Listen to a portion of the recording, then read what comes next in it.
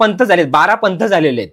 Okay. आणि पंथ म्हणजे पंथ म्हणजे रामनदी, ध्वजनदी, नटेश्वरी, रावळपंथी असे वेगवेगळे नाथ संप्रदायामध्ये अनेक पंथ झालेत. अच्छा. आणि त्यांचे म्हणजे गुरु आणि त्यांचे शिष्य असे गुरु शिष्य परंपरा होती. ओके. तर ते त्यांचे पंथ झाले 12 आणि त्यांचे गुरु शिष्य परंपरा होती आणि ते पूर्ण जगामध्ये होते. ओके. असं त्यांचं म्हणणं होतं. पूर्ण जगावर जगामध्ये होते त्यांचे असे पंथ.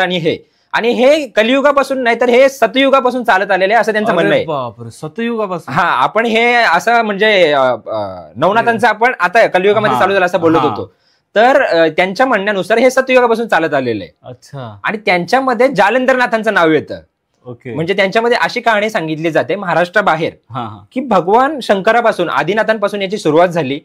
भगवान शंकरांनी उदयनाथांना पहिलं हे सांगितलं. उदयनाथ. तर उदयनाथ म्हणजे आपल्याला प्रश्न पडतो कोण?